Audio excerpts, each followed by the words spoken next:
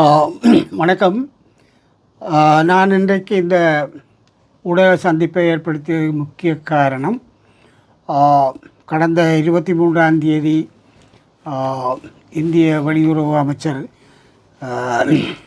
மதிப்புக்குரிய ஜெய்சங்கர் அவர்களை நாங்கள், அதாவது தமிழரசு கட்சி சார்ந்தும் ஜனநாயக தமிழ் தேசிய கூட்டணி சார்ந்தும் நாங்கள் சந்தித்தது தொடர்பாக சில விடயங்களை தெளிவுபடுத்த வேண்டும் என்பதில் நாங்கள் அதனை அவசரப்பட்டு ஊடகங்களுக்கு பேச விரும்பவில்லை.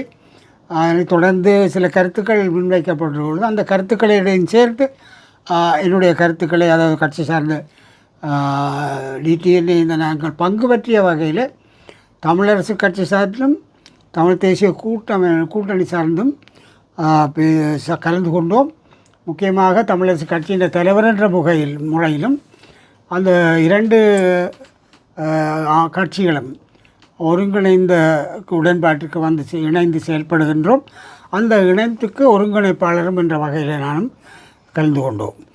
சில கருத்துக்கள் முதலிலே இங்கே இப்போ கூறப்பட்டிருக்கின்றன.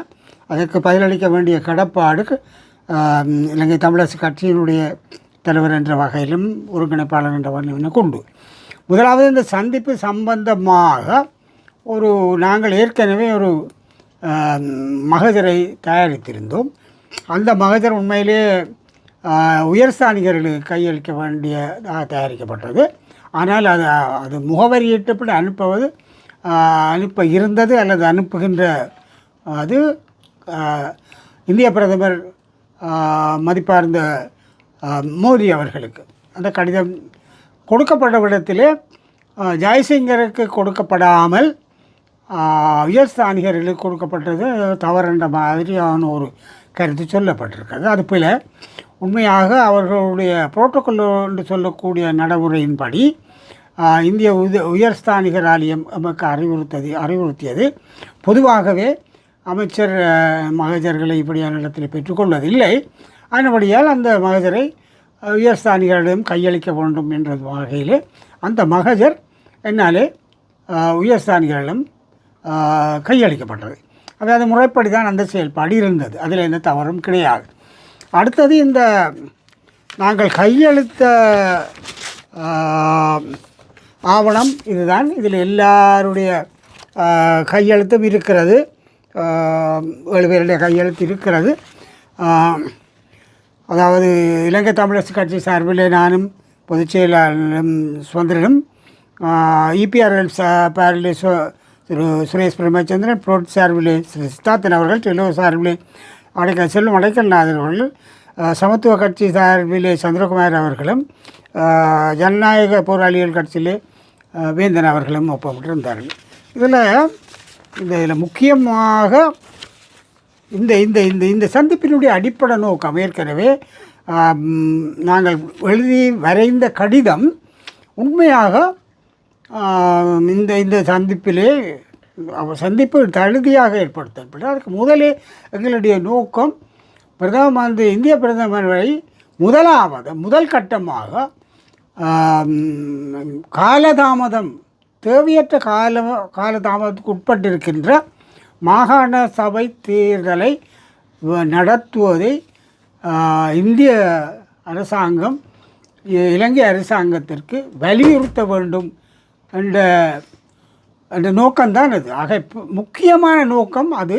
ஆனால் அதே நேரம் ஏனைய விடயங்களும் நாங்கள் பேசுவதாகத்தான் இருந்தோம். இந்த கடிதத்திலே பேசப்பட்டிருக்கிறது. முதலில் நான் கஜேந்திரகுமார் அவர்களுடைய பேட்டியையும் பார்த்தேன். அவர்கள் நான் முதலில் நன்றி சொல்ல வேணும்.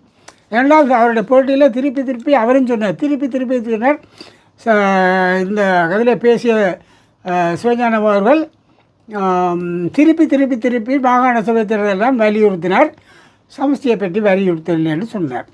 முதலாவதுக்கு அவருக்கு நன்றி. நான் திருப்பி மாகாண சபை தேர்தலை நடத்த வேண்டும் என்று நானும் கூறினேன், ஏனையவர்களும் கூறினார்கள். அது சரி, அவருக்கு நன்றி. ஆனால் இங்கே இருக்கிற பிரச்சனை என்னென்றால், நாங்கள் சமஷ்டியை பற்றியே பேச இல்லை, ஒரு வார்த்தை கூட பேச இல்லை என்று திரு கஜேந்திரகுமார் சொன்னது எனக்கு ஆச்சரியமாக இருந்தது. ஏனென்றால் இந்த கலந்துரையாடலை முறைப்படி ஒரு தலைமைத்துவ பண்போடு அதில் நாகரிகம் தெரிந்தவன் என்ற முறையில் ஆரம்பித்து வைத்து இந்த நாங்கள் வந்த நோக்கத்தை 2 சிக்கலத்திலே சொல்லி சுருக்கமாக சொல்லி அடுத்து மற்றவர்களை பேசுமாறு அழைத்தால் அதில் அடுத்ததாக எனக்கு அருகில் இருந்த எங்களுடைய செயலாளர் திரு சுமந்திரன் அவர்களை பேசுமாறு கூறி அதுக்கு பிறகு எல்லாருமே பேசினோம். இந்த கலந்துரையாடலிலே பல விஷயங்கள் பேசப்பட்டிருக்கு. சமஷ்டி பேசப்பட்டிருக்கு. சமஷ்டி பேசப்பட்டது அதை நான் பின்னுக்கு தான் வலியுறுத்தினேன். மீனவர் பிரச்சனை பேசப்பட்டிருக்கிறது, இடர் நிவாரணம் பற்றி பேசப்பட்டிருக்கிறது, காங்கிரஸ் துறை துறைமுகம் பற்றி பேசப்பட்டிருக்கிறது, விமான நிலையம் பற்றி பேசப்பட்டிருக்கிறது. எல்லா விடயங்களும் நாங்கள் பேசினோம். பேசி முடிகின்ற பொழுது அந்த பேச்சுவார்த்தையை முடிந்து வைக்கின்ற பொதுவாகவே ஒரு தலைமைக்குள்ள கடமை. அதை நான் முடிக்கிற பொழுது ஜெய்சங்கர் அவர்களுக்கு மிக தெளிவாக நாங்கள் இந்த அனுரகுமார் திசாநாயக்க ஜனாதிபதி அவர்களுக்கு சமஷ்டி சம்பந்தமாக நான் முன்வைத்த எங்களுடைய 2 வசன நோக்கத்தை, தெளிவான வரையறுக்கப்பட்ட நோக்கத்தை திரும்ப வலியுறுத்தி, அதாவது ஆங்கிலத்திலே நான் அவருக்கு சொன்னேன், இந்த core policy of the ITAK என்று தான் நான் சொன்னேன். ITAK is irrevocable power sharing within the framework of an undivided country. It has to be on the basis of federal structure by whatever names it calls. அப்போ சமஷ்டி என்ற அதில் அதை நான் வலியுறுத்தி அதிலே வலியுறுத்தி விட்ட பிறகு அதில் அது தொடர்ந்து சொன்னேன். மாகாண சபைகளை பொறுத்தவரையில் இது இந்தியா எங்களுக்காக செய்த ஒரு ஒப்பந்தம், இந்திய இலங்கை ஒப்பந்தம். அதனுடைய எழுந்ததுதான் இந்த மாகாண சபை முறைமை. அவன் இது உங்களுடைய is a brain child of இந்தியான்னு தான் சொன்னான். வயிற்றில் வர புள்ளி என்று நான் சொல்லலை. இது அவர்களுடைய சிந்தனையிலே உதைத்த ஒரு ஒரு விடயம். அதை வி ஹேவ் ஓன்ட் இட், நாங்கள் அதை இப்பொழுது இப்போ சொந்தமாக்கி கொண்டோம். ஆனால் அதை அமுல் செய்கின்ற பொறுப்பு உங்களுக்கு, இந்தியாவுக்கு அதை வலியுறுத்துகின்ற, அதை அமுலாக்கத்திற்கான செயல்பாடு எடுக்கின்ற பொறுப்பு உங்களுக்கு உண்டு. அதை கேட்கின்ற உரிமையும் எங்களுக்கு உண்டுன்றதை முதலாவது நான் சொன்னேன். சொல்லிவிட்டு தான் இந்த சமஷ்டியை நாங்கள், அதே நேரம் எங்களுடைய இலக்கு நோக்கம் கூட்டாட்சி சமஷ்டி தான் என்றதை நாங்கள் ஜனாதிபதிக்கே சொல்லி இருக்கிறோம், தெளிவாக வரையறுத்திருக்கிறோம் என்பதையும் கௌரவ ஜெய்சங்கர் அவர்களுக்கு நான் எடுத்து கூறினேன். அதாவது சமஷ்டியை பற்றி நாங்கள், இதே நேரம் நாங்கள் கையளித்த இந்த மகஜரில் கூட இந்த வசனம் இருக்கிறது. The Tamil people's aspiration for a meaningful self-governments within a united Sri Lanka require a durable constitutional framework. இதில் ஒரு நீடித்து நிலைக்கக்கூடிய ஒரு அரசியலமைப்பு வேணும் என்றதை சரி, including full implementation of the 13th Amendment. அதிலே அதுக்குள்ளே 13வது திருத்தத்தை அமுலாக்கத்தில் உள்ளடக்கப்பட்ட ஒரு அரசியல் கட்டமைப்பு வேண்டும் என்பதை நாங்கள் தெளிவாகவே அந்த கடிதத்திலே சொல்லியிருந்தோம். கஜேந்திரகுமார் தான் தனியாக சமஷ்டி பேசின என்றது மிக தவறான. அவர் நாங்கள் பொய் சொல்கிறோன்னு சொல்கிற மாதிரி சொல்லியிருக்கார். ஆனால் நாங்கள் பொய் சொல்லல. நான் இப்பொழுது உண்மை பேசுகிறேன். இதே நேரம் எங்களுடைய உறுப்பினர்கள் பங்கு பெற்றின முக்கியமானவர்கள் என்னோட தொடர்பு கொண்டு சொன்னார்கள், நீங்கள் தான் இதை பேசினவர்கள், ஆனபடியால் நீங்கள் இதை ஊடகங்களுக்கு தெளிவுபடுத்துமாறு கோரியிருக்கிறார்கள். அப்போ இந்த உண்மையாக நாங்கள் அந்த இதில் சமஷ்டியை, அதாவது மாகாண சபை தேர்தலில் வலியுறுத்துகிறேன். ஏன்னா அதுதான் எங்களுடைய சந்திப்பினுடைய அடிப்படை நோக்கம். அதை முதல் வலியுறுத்தி அடுத்தது எங்களுடைய இலக்கு, நான் அது சொன்னேன் அவர்களுக்கு, நீங்கள் அது உங்களுடைய, மற்றது எங்களுடைய இலக்கு ஒரு சமஷ்டி கட்டமைப்பு, அதனுடைய அடைவதற்கான இந்தியாவினுடைய ஆதரவு தேவை என்று நான் சொன்னேன்.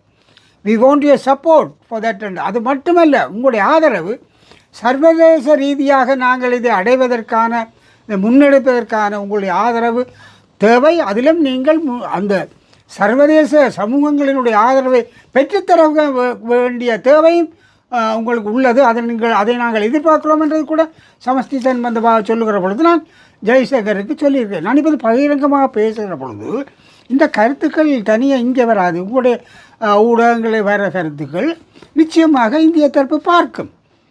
நான் சொல்கிறது பொய் என்றால் அவர்கள் இதை மறுதளிப்பார்கள். ஆனால் ஒரு சுமூகமாக இந்த கலந்துரையாடல் மிக சுமூகமாக நடைபெற்றது. நாங்கள் சொன்ன கருத்தையும் அவர் கேட்டுக்கொண்டார். சில பேர் கேட்கிறார் அவர் என்ன சொன்னார் என்று ராஜதந்திரத்தில் எல்லாவற்றிற்கும் பதில் அளிப்பது இல்லை.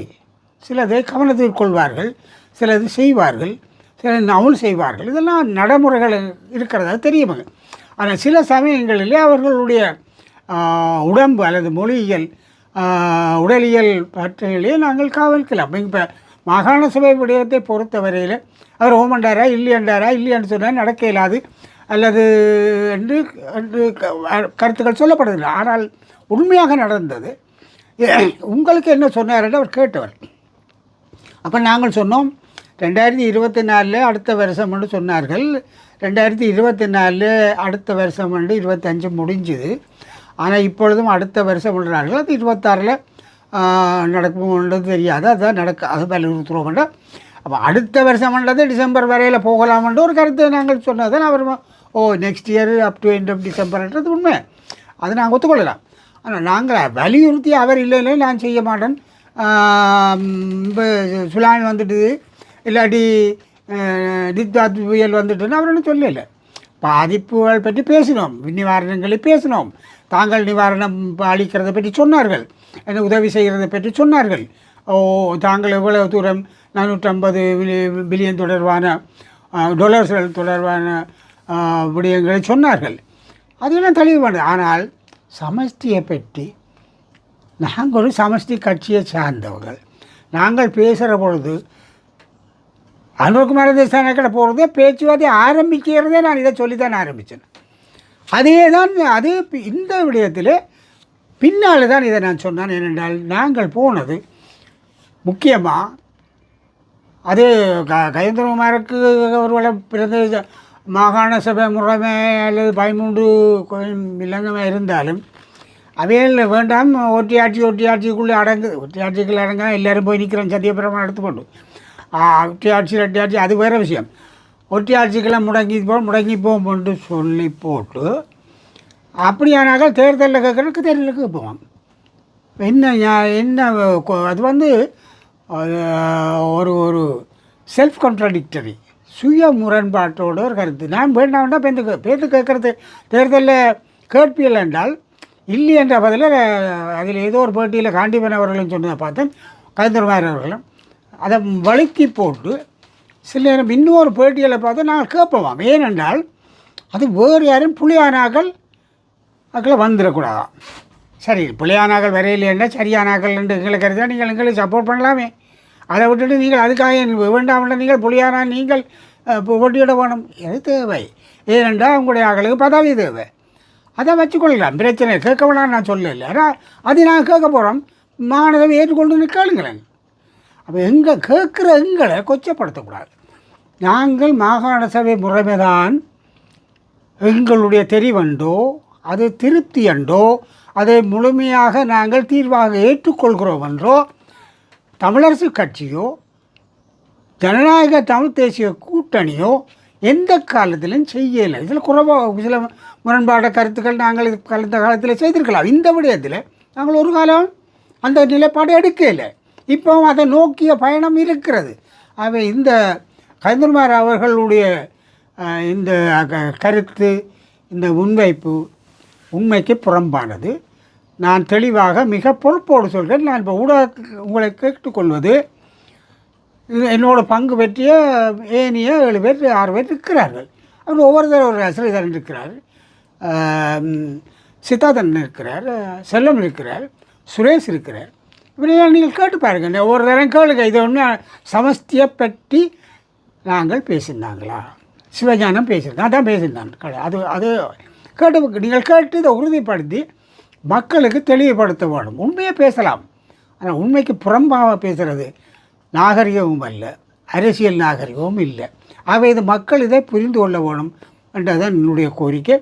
நாங்கள் முறையான எங்களுடைய தேவைகளை ஜெய்சங்கர் அவர்களுக்கு தெளிவாக முன்வைத்திருக்கிறோம். நாகரிகமாக ராஜதந்திர முறைகளுக்கு அமைய நாங்கள் இந்த கருத்துக்களை முன்வைத்திருக்கிறோம். அவர்கள் சிலதை கவனத்தில் கொள்வார்கள், சிலதை செய்யாவிடுவார்கள். அது அவர்களுடைய உரிமை, சொல்ல வேண்டியதில்லை, அவற்றையும் சொல்லி இருக்கிறோம். சமஸ்தி என்கிற கொள்கை வேண்டும், அதுக்கு இந்தியா எங்களுடைய கோட்பாடை முன் செல்வதற்கு ஆதரவு தர வேண்டும் என்றதையும் நாங்கள் சொல்லியிருக்கிறோம் என்பதை மீண்டும் நான் வலியுறுத்த விரும்புகின்றேன். ஜெய்சங்கரை பொறுத்தவரையில் இது பாடி லாங்குவேஜோடு சொல்லக்கூடியது தான். அந்த கருத்தை அவர் கிரகித்து கொண்டார் என்பது என்னுடைய ஊகம்.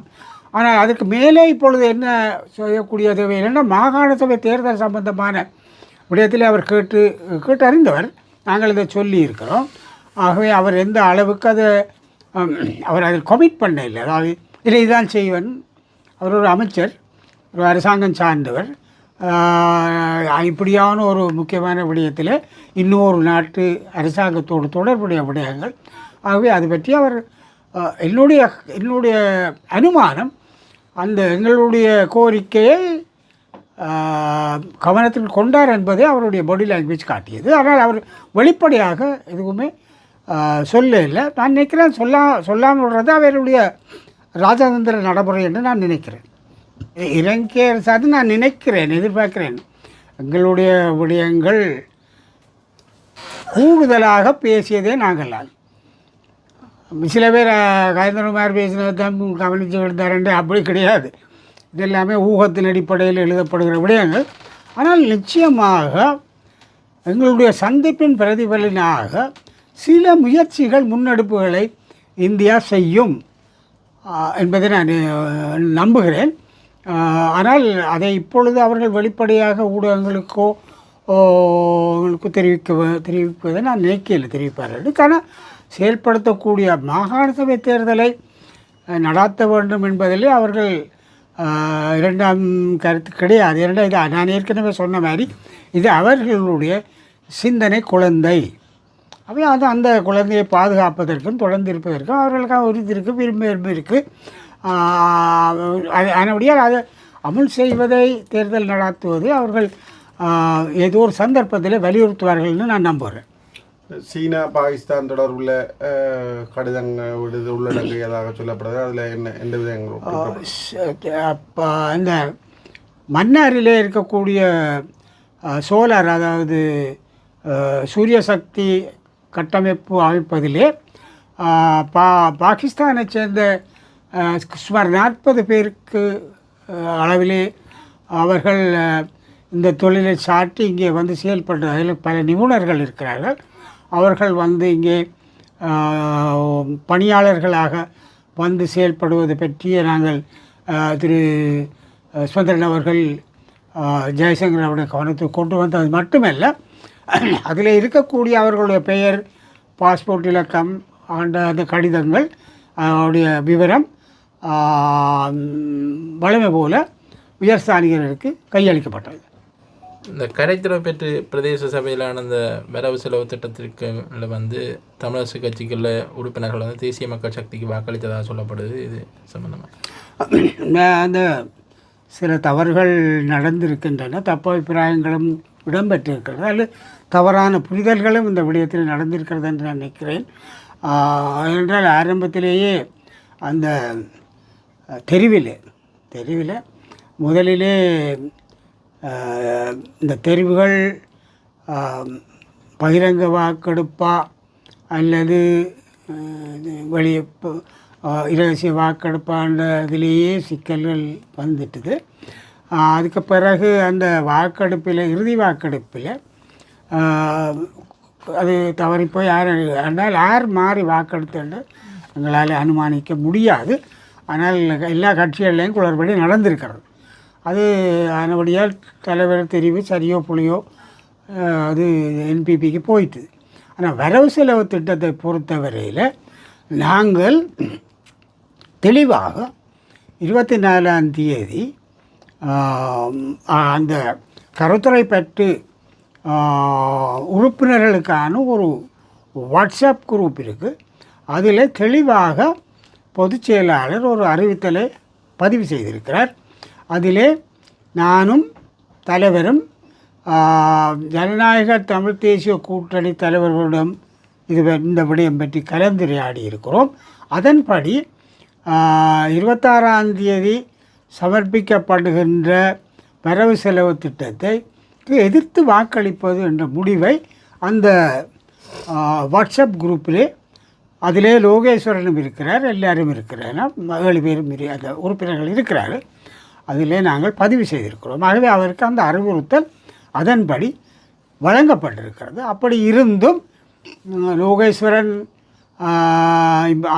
அதை மீறி தமிழரசு கட்சி உறுப்பினராக இருந்து கொண்டு அந்த அறிவுறுத்தலை மீறி என்பிபிக்கு ஆதரவாக அந்த வரவு செலவு திட்டத்தை நிறைவேற்றுவதற்கு ஆதரவாக வாக்களித்திருக்கிறார். அதன் அடிப்படையில் கட்சி கட்டுப்பாடை மீறிய முறையில் அவரை கட்சியிலிருந்து நீக்குவதாக அவருக்கும் அறிவித்து, அந்த நீக்குதல் சம்பந்தமாக முல்லைத்தீவு தெரிவட்டாட்சி உத்தியோகத்தர்களுக்கும் அறிவித்தல் வழங்கியிருக்கிறோம். ஆகவே அவர் இப்பொழுது எங்களுடைய கட்சியில் இல்லை, உறுப்பினராக இல்லை. இலங்கை தமிழரசு கட்சியின் தலைவர் CVK சிவஞானம் இந்திய வெளியுறவுத்துறை அமைச்சருடனான சந்திப்பு தொடர்பாக ஊடக சந்திப்பொன்றை நடாத்தினார்.